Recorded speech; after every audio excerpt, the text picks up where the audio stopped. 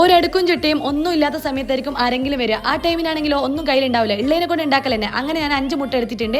ഇനി ഇഡ്ലി പാത്രത്തിൽ oil spray ചെയ്തിട്ട് കുഞ്ഞു കുഞ്ഞു ഇടിമുട്ട ഉണ്ടാക്കി എടുക്കുന്നുണ്ട് കേട്ടോ. ഇത് പുതിയതായിട്ട് വാങ്ങിച്ച ഇഡ്ലി പാത്രമാണ്. ഇതിന്റെ ലിങ്ക് വേണ്ടോല്ലോ ഒന്ന് കമന്റ് ചെയ്താൽ മതി കേട്ടോ. വലിയ ഇഡ്ലി പാത്രത്തിൽ ഒരു മുട്ടക്ക് ഒന്നേ കിട്ടുള്ളൂ. ഇതിപ്പോ കുറെ ആയി കിട്ടിയിട്ടുണ്ട്. നിങ്ങൾക്ക് എന്തായാലും കണ്ടാൽ മനസ്സിലായിട്ടുണ്ടാവും. ഇനി അതിനുശേഷം മസാലപ്പൊടികളിൽ ഇട്ട് കൊടുക്കാം. മഞ്ഞൾ, മുളക്, കുരുമുളകിന്റെ പൊടി. അടുത്തതായിട്ട് പാകത്തിന് ഉപ്പും വെളുത്തുള്ളി ചതച്ചതും കുറച്ച് വെള്ളം കൂട്ടി മിക്സ് ആക്കി ഈ കുഞ്ഞു കുഞ്ഞു മുട്ടകൾ ഇതിലേക്ക് ഇട്ടിട്ട് പെരക്കി എടുക്കണം. കാട മുട്ടയാണെങ്കിൽ ഓരോന്നോരോന്ന് ഇട്ട് കൊടുത്താൽ നല്ല ഭംഗി ഉണ്ടാകും കാണാൻ. അതിനുശേഷം നമുക്കിത് നെയ്യിലിട്ട് പൊരിച്ചെടുക്കണം കേട്ടോ. ഓരോന്നോരോന്നായിട്ട് നല്ല സ്പൈസി ആയിട്ട് പൊരിച്ചെടുക്കണം. പിന്നെ കുറെ നെയ്യൊന്നും വേണ്ടയില്ല, കുറച്ചേ വേണ്ടുള്ളൂ. വാട്ടി വാട്ടി എടുത്താലും മതി.